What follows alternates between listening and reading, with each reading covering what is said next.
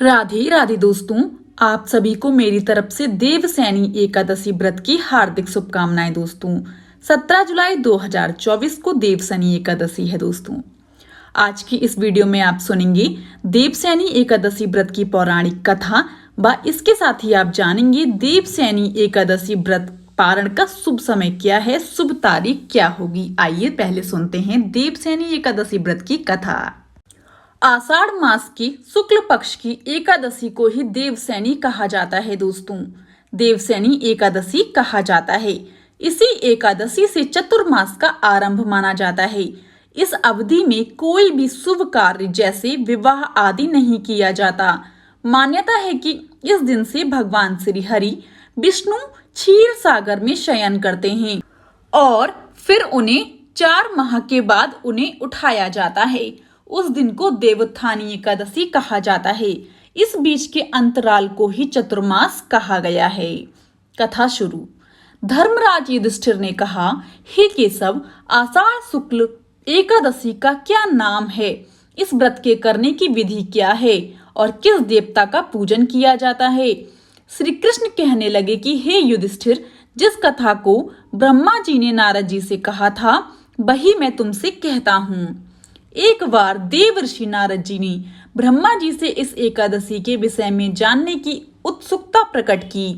तब ब्रह्मा जी ने उन्हें बताया, सतयुग में मांधाता नामक एक चक्रवर्ती सम्राट राज्य करते थे। उनके राज्य में प्रजा बहुत सुखी थी, किंतु भविष्य में क्या हो जाए ये कोई नहीं जानता। अतः वे भी इस बात से अनभिज्ञ थे कि उनके राज्य में शीघ्र ही भयंकर अकाल पड़ने वाला है। उनके राज्य में पूरे 3 वर्ष तक वर्षा न होने के कारण भयंकर अकाल पड़ा। इस अकाल के चारों ओर त्राही त्राही मच गई। धर्म पक्ष के यज्ञ, हवन, पिंडदान, कथा व्रत आदि में कमी हो गई। जब मुसीबत पड़ी हो तो धार्मिक कार्यों में प्राणी की रुचि कहाँ ही रह जाती है। प्रजा ने राजा के पास जाकर अपनी वेदना की दुहाई दी। राजा तो इस स्थिति को लेकर पहले से ही दुखी थे। वे सोचने लगे कि आखिर मैंने ऐसा कौन सा पाप कर्म किया है जिसका दंड मुझे इस रूप में मिल रहा है। फिर इस कष्ट से मुक्ति पाने का कोई साधन करने के उद्देश्य से राजा सेना को लेकर जंगल की ओर चल दिए। वहां विचरण करते करते एक दिन वे ब्रह्मा जी के पुत्र अंगिरा ऋषि के आश्रम में पहुंचे और उन्हें साष्टांग प्रणाम किया।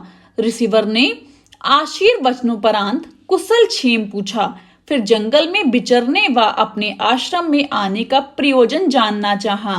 तब राजा ने हाथ जोड़कर कहा, महात्मन, सभी प्रकार से धर्म का पालन करता हुआ भी मैं अपने राज्य में दुर्भिक्ष का दृश्य देख रहा हूँ।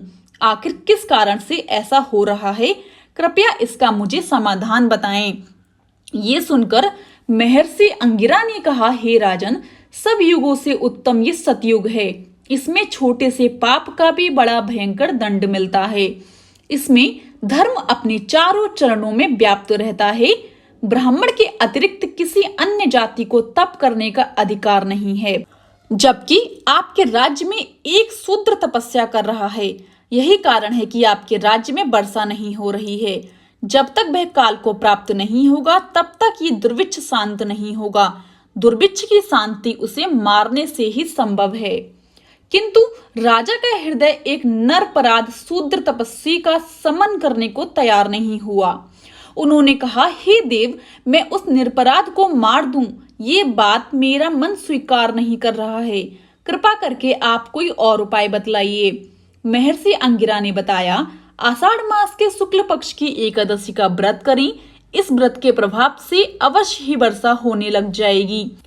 राजा अपने राज्य की राजधानी लौट आए और चारों वर्णों सहित देवसैनी एकादशी का विधि पूर्वक व्रत किया। व्रत के प्रभाव से उनके राज्य में मूसलधार वर्षा हुई और पूरा राज्य धन्य धान्य से परिपूर्ण हो गया। ब्रह्म वैवर्त पुराण में देवसैनी एकादशी के विशेष महत्व का वर्णन किया गया है। इस व्रत से प्राणी की समस्त मनोकामनाएं पूर्ण होती हैं। दोस्तों यहीं पर हमारी देवसैनी एकादशी की व्रत कथा समाप्त होती है।